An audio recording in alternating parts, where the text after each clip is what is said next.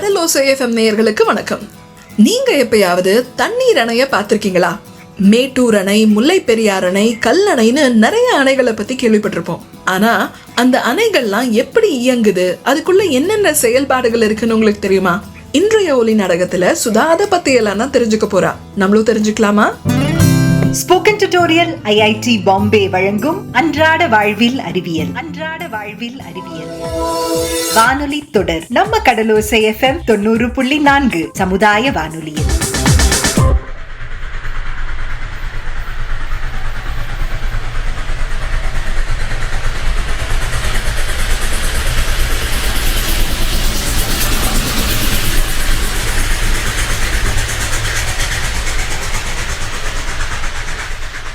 அம்மா அம்மா இங்க வந்து பாருங்களேன், நம்ம ட்ரெயின் இப்ப பாலத்து மேல போயிட்டு இருக்கு.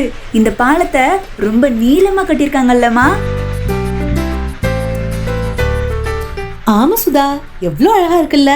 இந்த பாலத்தை இன்ஜினியர்கள்லாம் எவ்வளவு கஷ்டப்பட்டு கட்டியிருப்பாங்க. ஆனா எதுக்காகம்மா இவ்வளவு உயரமான பாலத்தை கட்டினாங்க? கீழே வெறும் மண் தரை தானே இருக்கு, அதுலயே தண்டவாளத்தை போட்டிருக்கலாமே. சுதா, நீ கீழே பாக்குறது வெறும் மண் தரை இல்ல, இது ஒரு ஆறு. நம்ம மழை காலத்துல இந்த பக்கம் வந்தோம்னா கீழே ஃபுல்லா தண்ணியா இருக்கும்.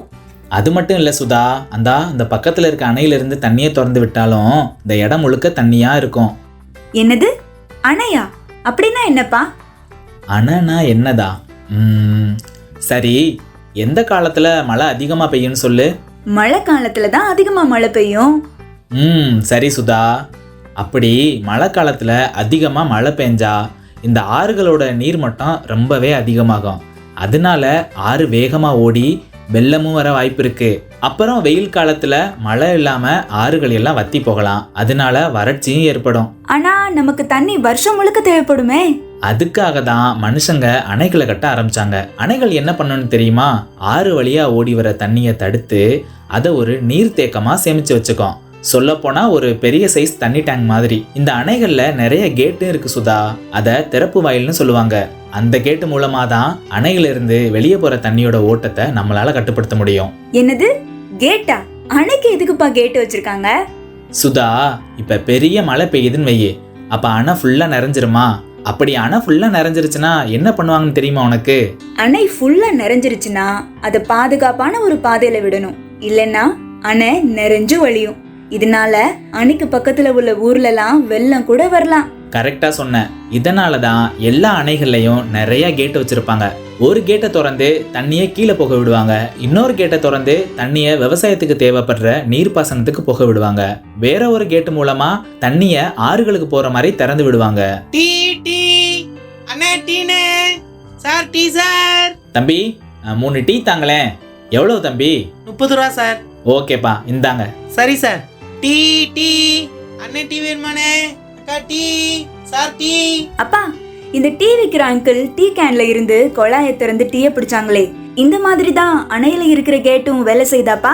கிட்டத்தட்ட அதே மாதிரி தான் சுதா. நம்மளோட தினசரி தண்ணி தேவைக்கும் விவசாயிகளோட நீர்ப்பாசனத்துக்கும் இந்த அணைகள் ரொம்ப பெரிய உதவியா இருக்கு.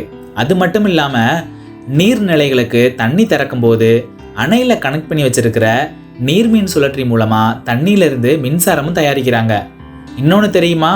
சில அணைகள்ல சுத்தி பார்க்க வர பயணிகளுக்கு போட் வசதி கூட இருக்குது. போட்ல போய் அந்த அணைகளோட அழகை நாம ரசிக்கலாம். அப்பா நாமளே ஏதாவது அணைக்கு போலாம்ப்பா, ப்ளீஸ்பா, கூட்டிட்டு போறீங்களா? சுதா, நாம அடுத்த தடவை தஞ்சாவூர் போகும்போது கல்லணையை பார்த்துட்டு வரலாம், சரியா? அது ரொம்ப நல்லா இருக்கும். கல்லணையா? அதுல என்னமா ஸ்பெஷல் இருக்கு?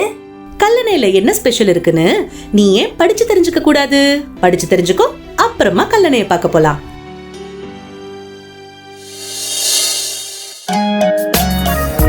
ஸ்போக்கன் டியூட்டோரியல் IIT பாம்பே வழங்கிய அன்றாட வாழ்வில் அறிவியல் வானொலி தொடர் நம்ம கடலோசை FM 90.4 சமுதாய வானொலியில். நீங்க கல்லணைக்கு போயிருக்கீங்களா? கல்லணையில என்னென்ன ஸ்பெஷாலிட்டிஸ் இருக்குன்னு உங்களுக்கு தெரியுமா? கல்லணைய பத்தி உங்களுக்கு தெரிஞ்ச சுவாரஸ்யமான தகவல்களை கீழே கமெண்ட் பாக்ஸ்ல பதிவு பண்ணுங்க. மீண்டும் அடுத்த அத்தியாயத்துல சந்திக்கலாம். நன்றி.